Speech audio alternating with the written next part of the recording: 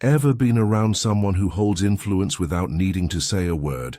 They don't beg, they don't plead, they just vanish, and that absence creates a ripple. Suddenly, the silence becomes magnetic. People start looking, wondering, reaching. But it's not magic, it's intention, it's the quiet strength of knowing when to step away. See, this isn't about playing with emotions. It's about understanding how human attention works. What's always around becomes background noise. What disappears becomes sought after. When you're constantly showing up, always replying, always available, your presence blends into the wallpaper. It stops being special. It starts being assumed. But the second you remove yourself, everything shifts. Those who barely noticed you start checking in. The ones who pushed too far begin to reflect. The effort you used to give so freely, it becomes something they need to earn. Your energy is no longer a tap they can leave running. It's a well with a gate. Imagine choosing not to respond, not out of anger, but out of awareness. You hold back that comment, that clarification, that need to be understood. And in that pause, something powerful happens. The old dynamics break. The pull reverses. Suddenly, they're the ones wondering, reflecting, wanting. You've been taught. That strength is about presence. Loud, expressive, constantly proving. But sometimes real power lives in stillness, in restraint, in not feeding what drains you. When you stop contributing energy to the cycle can't sustain itself. It starves. Think about the last time you pulled back, from a group chat, a conversation, a space you used to fill. No replies, no explanation, just a quiet step away. And suddenly someone asks, "Are you okay?" That's not just concern. That's awareness waking up. Your silence said more than any explanation could. Your withdrawal speaks. It challenges. It creates distance, not to punish but to protect. Because your energy isn't disposable. It's sacred. And the moment you stop giving it away like it's endless, people have to recalibrate. They realize you're not a constant. You're a choice. And from that space, a new version of you emerges, not reactive, not over-explaining, not endlessly available, just clear, quiet, and unmistakably powerful. There's a moment, right before you speak, before you hit send, before you react, that holds more power than we realize. It's not empty. It's potent. It's the pause that disrupts the pattern. That single breath where you decide not to react becomes a turning point, not just in the conversation, but in your life. We've been conditioned to believe that strength looks like fast responses, sharp comebacks, always having something to say. But what if that's backwards? What if the real authority lies in choosing silence, in not rushing to explain yourself, in withholding energy instead of spending it on things that don't deserve your peace? Think about it. You're usually the one who answers immediately, who explains, softens, fills in the gaps. Then one day, you don't. You leave the message unread. No justification, no performance, just quiet. And suddenly people notice. The room feels different. The chat pauses. Your silence becomes a signal they weren't expecting. That absence? It hits harder than any explanation ever could. What happens in that space is subtle, but it changes everything. You're no longer reacting on autopilot. You're no longer feeding the drama. You're letting the cycle die from lack of attention. Silence becomes a choice. And that choice carries weight, because when you stop handing over your energy, people begin to sit with themselves. They can't use your reaction as fuel. They can't lean on your words to escape their own discomfort. Your restraint forces them to confront the echo chamber they've created. This isn't about withdrawal out of spite. It's about staying rooted in your own presence. It's realizing that not everything requires your involvement. Not every provocation needs a reply. Not every moment deserves your voice. Sometimes the most commanding thing you can do is remain still. When your silence is intentional, it shifts power without confrontation. It invites reflection without accusation. It breaks cycles without a single argument. And that's the kind of strength that doesn't make noise, but leaves a mark. Most people don't realize they're caught in an emotional loop, a script they didn't write, but one they perform every day. You think you're simply being kind, supportive, authentic, but in truth, you've become predictable. Your reactions are rehearsed, your emotional patterns memorized by everyone around you. You respond the same way every time they push that button. You soften when there's tension. You crack a joke to diffuse truth. You apologize just to keep things smooth. And slowly, without even noticing, you're not just a person anymore. You're a function. You're the comforter, the fixer, the absorber. What looks like connection is often control, not in a malicious way, but in a deeply ingrained one. People don't always connect with you. They connect with your emotional habits, the role you play, the cues you respond to, the comfort you provide without question. Over time, your availability stops being about love. It becomes a tool, one others use to maintain emotional balance. They know exactly how you'll respond. That reliability, it becomes leverage. They don't need to manipulate you intentionally. You've already trained them to expect certain reactions. You flinch when predicted, you cave when pressured, you perform even when you're tired. And that's the danger. Emotional programming masquerading as intimacy. It's not about closeness. It's about control. Your emotional reflexes become their blueprint. And as long as you keep responding the same way, nothing changes. You're not being valued for who you are. You're being used for how you make others feel. But here's the shift.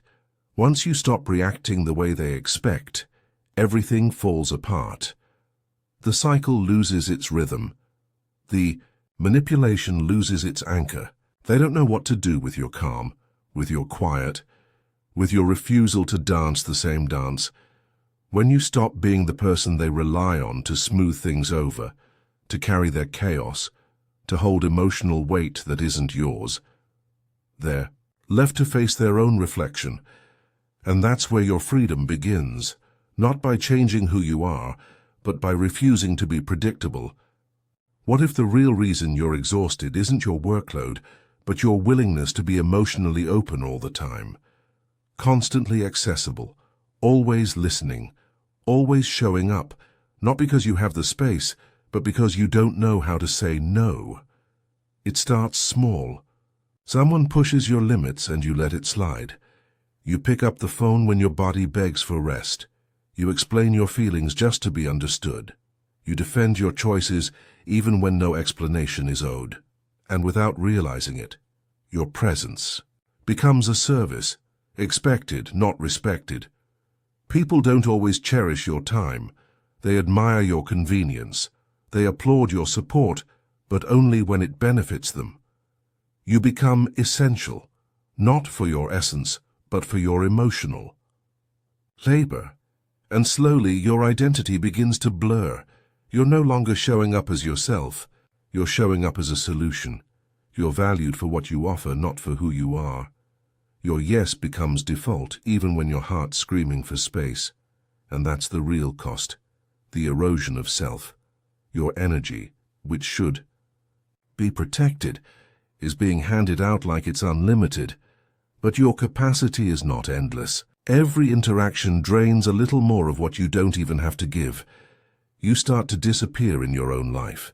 And the truth is, people rarely ask what it took for you to be available. They just assume you're fine, because that's the version you trained them to see. The one who never says no, the one who explains, adjusts, absorbs. But availability isn't love. Constant presence doesn't equal connection. And being emotionally accessible without boundaries doesn't make you generous. It makes you a target for those who don't notice your limits until you collapse. So, what happens when you finally stop explaining? When you stop picking up? When you let the silence speak, the balance begins to return, not just in the dynamic, but in you. You cancel the evening you needed the most, not for joy, not for love, but for someone else's mess. Again, that moment you could have rested, gone. The book stays closed, the bath water never runs. Instead, you listen, you nod, you hold space. For someone else's storm while your own body quietly breaks, they walk away lighter. You're left buzzing with tension that doesn't even belong to you. This is how burnout builds, not through one massive collapse, but through 1,000 small surrenders. Every time you say yes when your spirit whispers no, a piece of you dims. And it's not just emotional, it's energetic. You're literally lowering your frequency to meet someone else in their dysfunction. You bend your vibration to harmonize with chaos, and after a while you can't remember what peace feels like. You think you're being compassionate, supportive, kind, but you're being drained, not by accident, but by habit.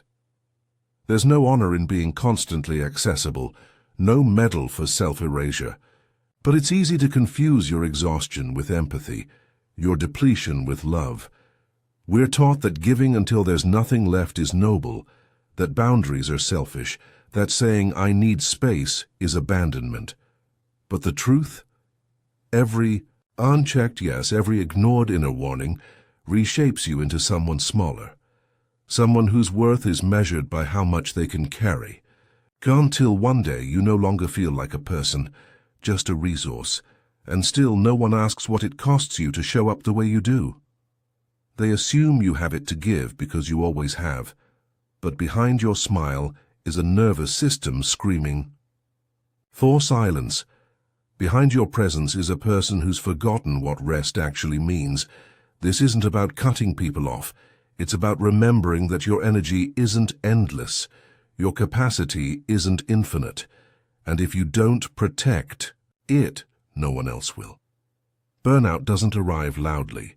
It tiptoes in, disguised as being helpful, until you can't anymore. We've been taught to give without question, to be available without pause, to keep saying yes even when it empties us.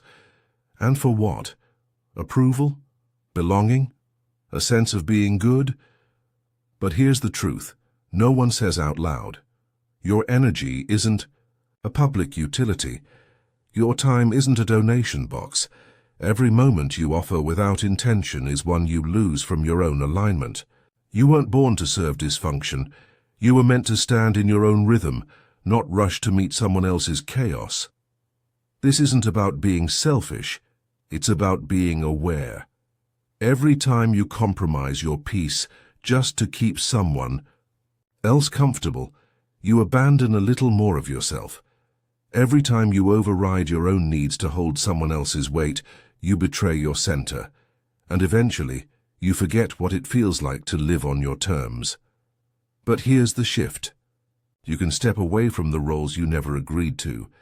You can stop performing as the fixer, the emotional first responder, the constant caretaker. You can reclaim the energy that was always yours, but that you gave away out of fear, guilt, or conditioning. You are not a lifeline. You are not here to be available on demand. Let them wonder why you stopped answering. Let them sit with the silence you once filled.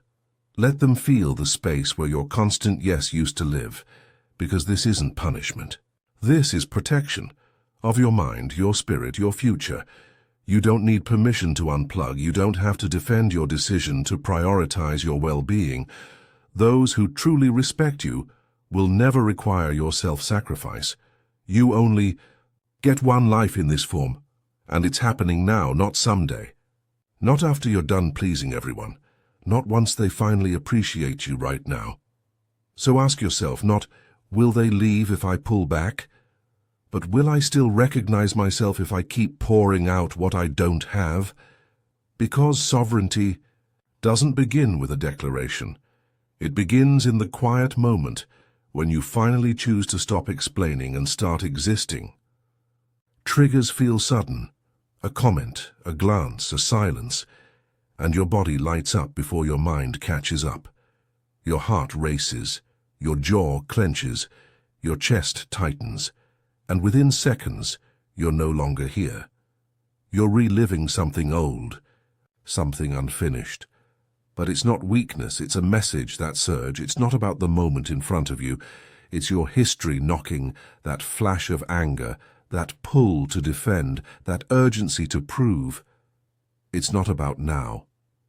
It's the echo of a version of you that once felt unseen, unheard, unsafe. Triggers don't arrive to ruin us. They come to reveal what's been hidden, waiting for acknowledgement. But most of us run from them. We argue, defend, shut down, explode, anything to avoid feeling what's underneath. Yet healing begins when we stop trying to silence the trigger and start listening to it. It's not about staying in the argument. It's about staying in yourself. The real work isn't choosing calm because you're unaffected. It's choosing stillness, even when your nervous system is on fire. It's feeling the urge to lash out, but breathing instead. Not to suppress, but to stay present with what's real. Because power isn't found in control over others. It's found in your ability to remain conscious when everything in you wants to react. Every trigger is a door, not into them, into you. It shows you where your old wounds still hold influence.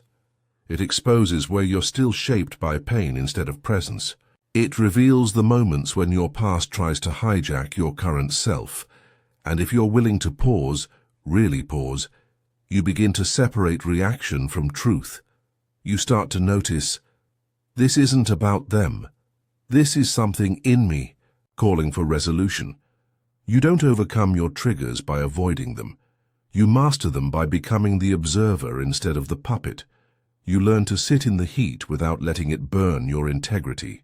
You witness the charge and choose not to detonate. That's real strength. So no, you're not broken because you get triggered. You're not weak because your body remembers. But you become powerful the moment you choose not to act from that. Place blindly. The moment you notice the reaction, hold it and decide what happens next. That's when the cycle breaks. Not outside of you. Inside. Not every thought needs to be spoken. Not every truth demands to be shared. You've probably been told that clear communication fixes everything, that if you just explain it better, softer, louder, slower, you'll finally be understood. But what no one tells you is this. If someone isn't truly listening, no amount of clarity will change that. You could offer your heart in full sentences, your pain in paragraphs, and still walk away unheard. And every time you explain yourself to someone who's committed to misunderstanding you, it's not a dialogue. It's emotional labor with no return. You're not connecting. You're managing. You're softening your truth just to make it easier for them to digest. But why do we do this? Why do we keep speaking even when the room is deaf? Because we think silence means weakness, rejection, distance. But in reality, silence can be one of the most powerful boundaries you'll ever hold. When you stop over-explaining, something incredible happens. You get your energy back. You begin to realize that not everyone is entitled to your process. Not everyone deserves access to your inner world. Some truths are sacred. Some emotions are meant to be held within you, not spilled into a space that doesn't respect them. And that's not avoidance. That's wisdom. Silence isn't a lack of courage. It's a sign of knowing when your words are being wasted. It's hair filter. It reveals who truly sees you and who only sees their version of you. The more you speak, the more they project. But the less you say, the more they reveal. In your quiet, they expose themselves. Their expectations, their projections, their inability to meet you where you are. So speak where your voice is honored. Share where you're genuinely received. But don't bleed your truth just to feel seen. And remember, your silence is not emptiness. It's presence. It's strength. It's the sound of someone who no longer performs for validation. Let your silence become the space where your self-respect grows. Being alone doesn't mean something's wrong. But it often feels that way, especially when you've been trained to measure your worth by your connections, your usefulness, your constant presence in other people's lives. You say yes out of habit. You show up even when you're tired. You keep peace at the cost of your own, and one day you catch yourself pretending again, smiling when your body feels heavy, nodding while your heart's screaming. That's when it begins to unravel. Not because everything's falling apart, but because something inside you refuses to keep performing. That's the moment sacred isolation calls you. It's not exile. It's not rejection. It's a return to yourself. Stepping back doesn't mean you're bitter. It means you're ready to hear your own voice again. At first, the silence feels loud, uncomfortable, unfamiliar. But that discomfort, that's the shedding, that's the noise leaving your nervous system.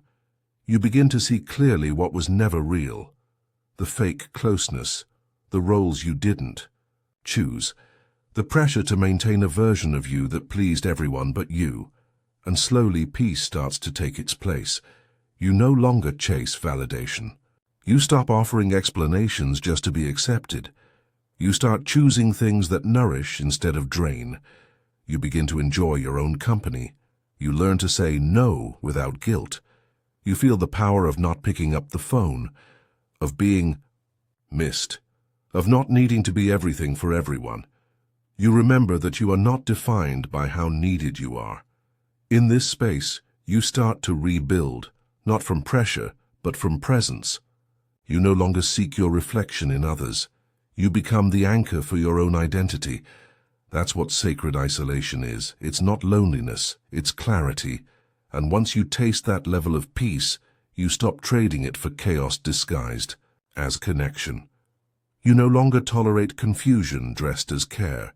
You no longer settle for people who only love you when you're useful, because from this space of solitude, you learn.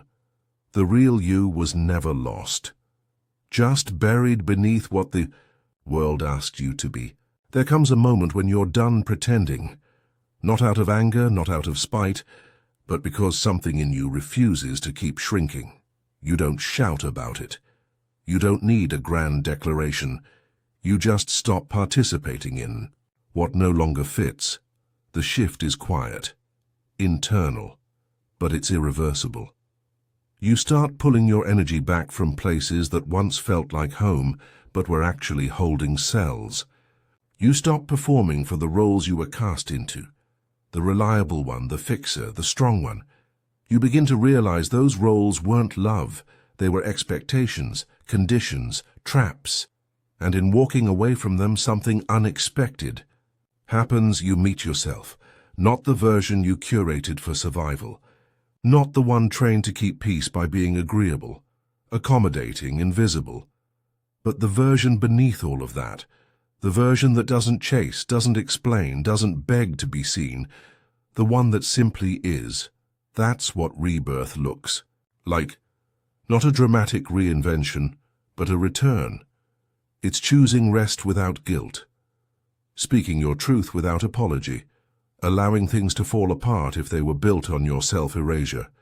It's grief, yes, grieving who you thought you had to be. But on the other side of that grief is something solid, unshakable. You. You begin to recognize how much of your life was shaped by fear wearing masks, fear of being too much, not enough, forgotten, misunderstood. And when you stop feeding that fear, you stop molding yourself to fit others' comfort. You reclaim your space, you raise your standards, you hold your energy like it's sacred, because it is. People may not understand this version of you. They may say you've changed, that you've become distant, hard. But what they're really feeling is the loss of access to a version of you that no longer exists. And that's okay, because you're not here to be accessible. You're here to be aligned. You don't need to shout your evolution. You just stop answering to what you've outgrown. You don't need to beg to be understood. You simply live your truth out loud, and let those who resonate rise to meet you. That's rebirth. It's not about becoming more. It's about becoming honest, real, whole. Not everyone will stay, but the ones who do, they'll see you. Not as a role, not as a function, but as a soul. And that kind of connection, that's the kind that heals, not depletes. You're not rebuilding yourself. You're remembering who you were before the world told you who to be.